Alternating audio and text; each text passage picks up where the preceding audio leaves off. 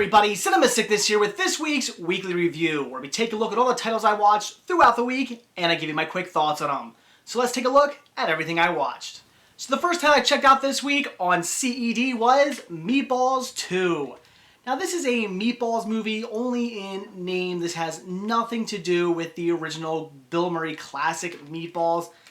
But that doesn't make it a bad movie. This movie's actually a lot of fun. Does it hold up to the classic original?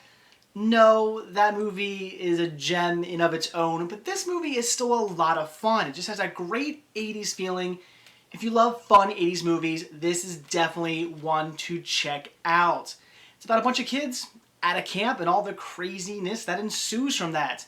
Not quite as raunchy as the original, but still raunchy in its own right. There's plenty of sexuality in this. It's a bunch of teenagers, kind of, I'd say young teenagers, maybe even, I don't want to say preteen, but very young teenagers kind of coming into their sexuality and just all the fun that comes out of that. I mean, trying to see other girls, or boys seeing girls and girls seeing the boys and all that fun stuff. So all in all, a good movie, one I would definitely recommend. Again, it is a Meatballs movie only in name, but that does not mean this is a bad film by any means. So definitely check out Meatballs 2 if you love fun 80s movies. The next title I checked out was World War II in 3D. Yes, another 3D title I watched on my brand new 3D TV. This was another great History Channel documentary. Just like I said with the Titanic 3D documentary I watched, it's really interesting to see some of this stuff in 3D. Whereas the Titanic one, it was really cool to see the Titanic in 3D. It felt like you were diving right up next to it.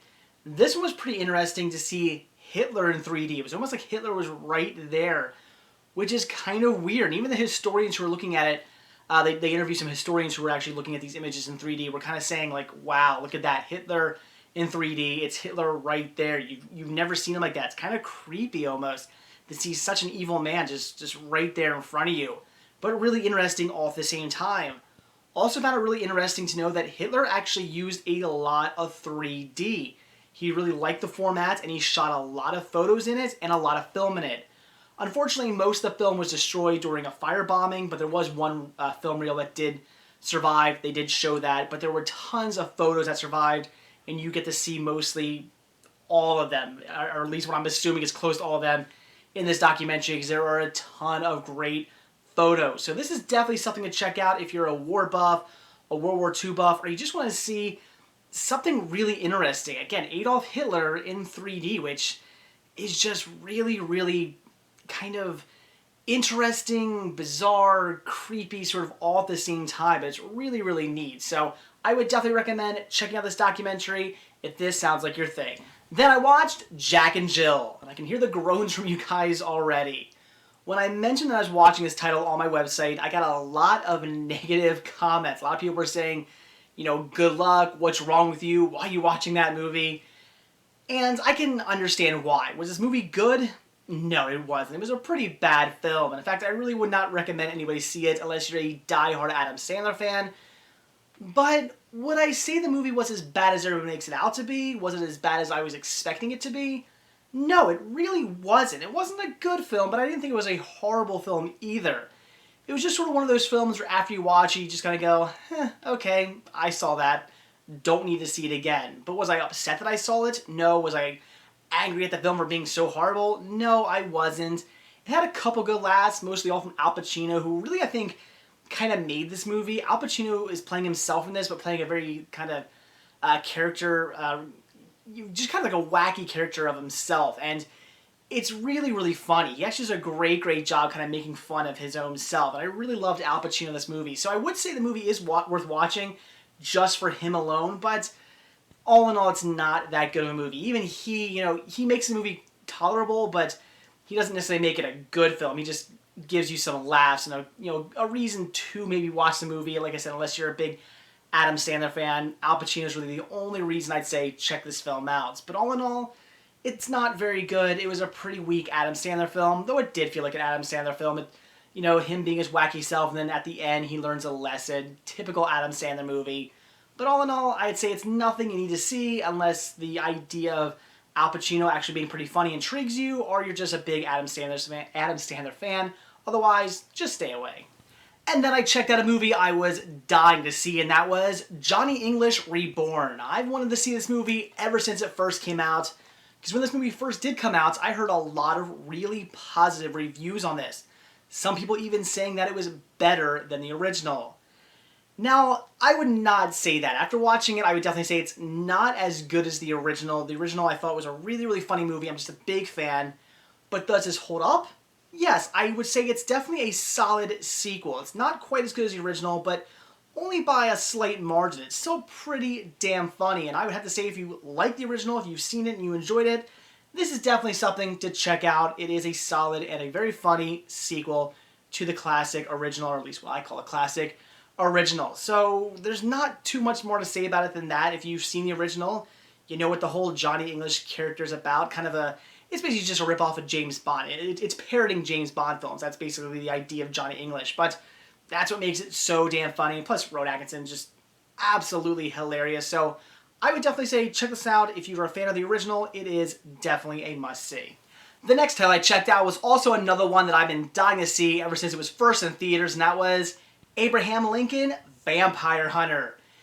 And I was a bit let down. Not because it was necessarily a bad story, but because it's one of those films that I think they just cram too much story into not a long enough film. It just seems like there was a lot to be told, a lot of character development and stuff that was just kind of thrown in your face, just kind of crammed into this movie just to get it in with a certain time frame, which was definitely a letdown. This movie probably should have been a 3-hour movie or split into 2 movies or something like that. I'm assuming the book it's based off of, it probably flows a lot better. It's probably a much longer story than what you're getting out of this movie. And that was the main downfall. I thought the story was good. It was enjoyable. I love the idea of Abraham Lincoln going around killing vampires. It was awesome. But just, again, too much crammed into not a long enough film. It just seemed like the story was constantly being thrown at you. Just, story, and no, development, no real character development, no real story development, just lots of things just constantly being thrown at you. And that was my main downfall with this film. Otherwise, it was pretty good. I was a little taken back by the fact that they kept, dropping names.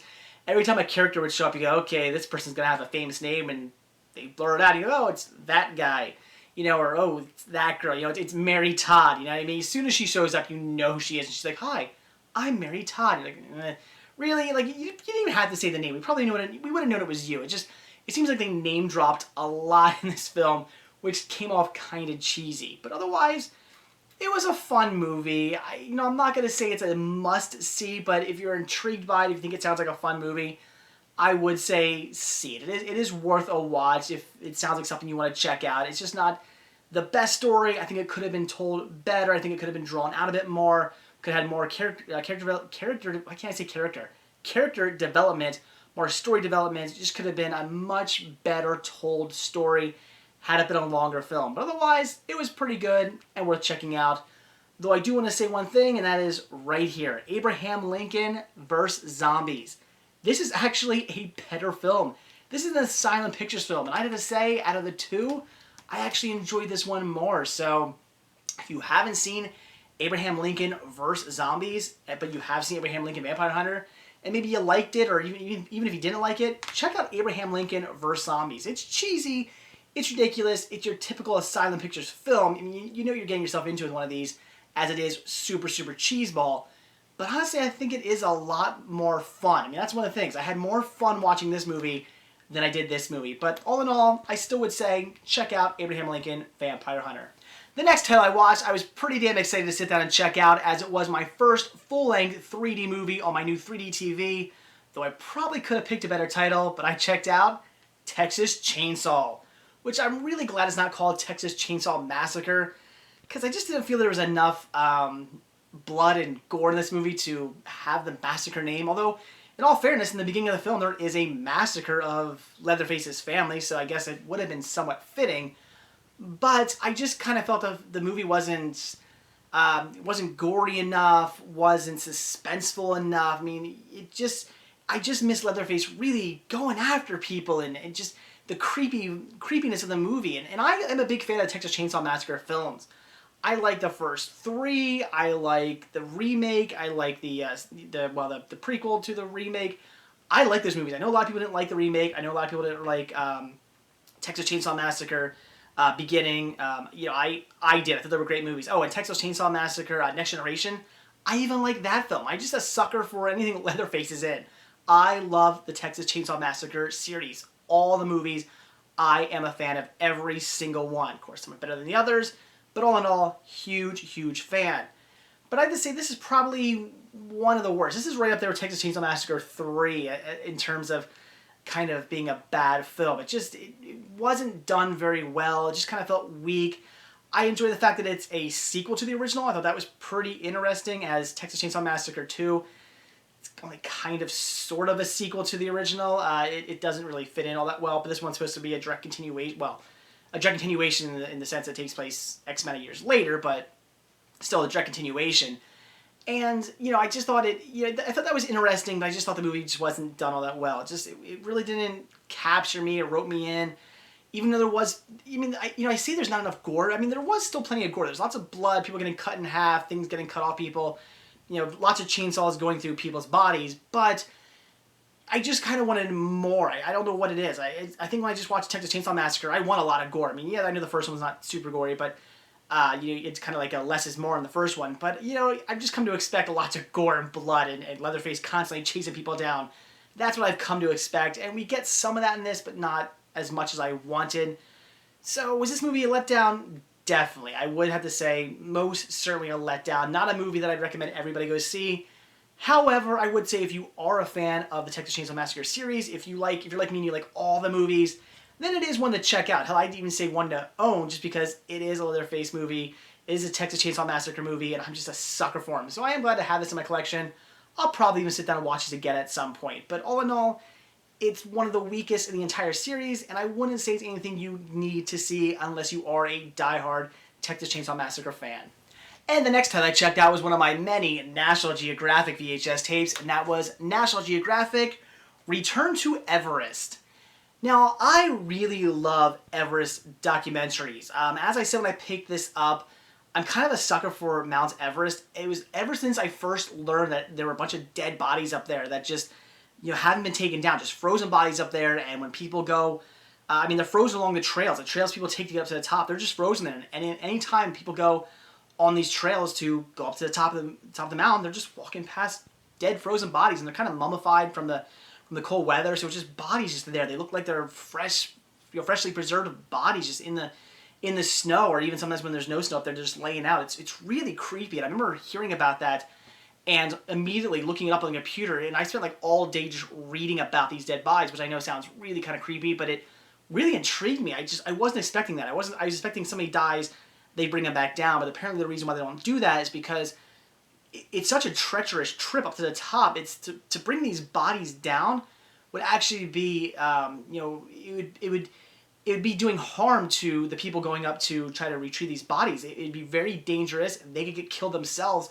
It's just such a dangerous trip. It isn't really worth going up and getting the bodies, because the people going to get the bodies could get hurt bringing it back, even climbing up there, let alone bringing it back down, could die. So they just leave them up there.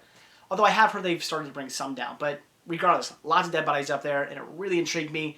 And ever since then, I just love learning about Everest, just the whole idea of Everest, people climbing it, everything. It's just such a great, just something great I love learning about. So I was really interested in seeing this, but I was kind of let down, as it really wasn't a documentary about the mountain itself. It's all about the first man to reach the peak, whose name I forget, Sir Edmund Hillary, yes. It's all about him, and basically just him going back to the kind of like the towns around the bottom, kind of the base of Mount Everest, and how he's been helping out, building schools and bringing hospitals to him, and helping build homes and all that stuff, and just basically about him returning to this town and how the people love him and how he's been helping them out over the years and whatnot. And that's what the documentary is. It was interesting. I certainly enjoyed watching it. I don't want to say I didn't enjoy this. I did. It's a National Geographic documentary. I've enjoyed every single one I've ever seen. They're all great, and this was no exception, but I was hoping for more about the mountain, but we didn't really get that. So all in all, I'd say, I don't know, if you like National Geographic documentaries, it's certainly worth checking out, but otherwise, guess it's really nothing you need to see, as it was just only, only somewhat interesting, as it wasn't really about the mound. But still, an interesting documentary. I don't really have much more to say about than that. If you like Nat Geo, sure, see it. The next title I watched, I can't actually physically hold up and show you, as it was a title that I actually downloaded from iTunes. I actually downloaded 2 movies from iTunes the other night, because now that I have my new laptop, I'm kind of using that as a new media player. I have all my digital copies that I've gotten in Blu-rays and stuff. I downloaded, I put them on that computer. Now I have that, I can plug it up to my TV and watch all those movies that way. But I didn't actually have any movies that I actually bought off iTunes. All the digital copy movies I have like 115 of them. They've all come from DVDs and Blu-rays. Not a single one of them has been purchased from iTunes. So I thought, you know what, I'm going to purchase a couple movies. I ended up buying 2, and I watched one of them today, actually, and that was Best Worst Movie. And this is a documentary, for those of you who don't know, all about the movie Troll 2. Troll 2 is known as one of the worst movies ever made. And if you've seen it, I actually haven't seen it in a long time. In fact, actually, after I watched the documentary, I was like, I got to sit down and rewatch this movie, because it's been so long since I've seen Troll 2. It is cheesy as hell. The acting is horrible. The story is horrible. Everything about the movie is just absolutely wretched. It's a really, really bad film, but in a fun, campy sort of way. And over the years, it's built a bit of a cult following. And it's all about this, that's what the documentary is really about. It's all about how this movie's just built up this huge cult following. And all these people love this film now because it is so bad and just so much fun to watch. They're talking to the actors and actresses throughout the movie. I mean, they interview pretty much everybody. Really, really interesting. I would definitely recommend it if you're a fan of horror movies, if you're a fan of the troll movies. You just want to watch a really well done documentary. The Best Worst Movie, definitely a documentary worth checking out. Love the hell of it. I can't wait to sit down and actually watch it again. It was a lot of fun. So again, not too much more to say about it than that. If you just want to see a great, great documentary all about Troll 2, and you just want to see just a whole bunch of interviews with the actual people from the movie, who most of them haven't really gone on to do much more. Some of them are still acting, but nothing major. A lot of them just kind of did that movie and that was it. It is really interesting to hear what they had to say about their experiences with this movie. They even talked to the director and the writer and whatnot. Very, very interesting. So I would definitely recommend checking this out. Again, if you like horror movies, if you like Troll 2, it is certainly worth seeing. And the last 2 titles I watched this week are both biography documentaries. The first one here being all about Bugsy Siegel. Very interesting. If you have any interest in organized crime, the mob, this is definitely one worth checking out. It talks all about from the very beginnings of his life, being born in New York, all the way up to the end of his life, where he got really, really wrapped up in the Flamingo in Las Vegas. He just lost a ton of money in it that he borrowed from the mob, and things didn't go too well for him when he just got really, really, really obsessed with making this just extremely lavish, just great hotel. He wanted this to be like the best thing ever. Basically, as they described it in the documentary, a Disneyland for gamblers. That's what he wanted.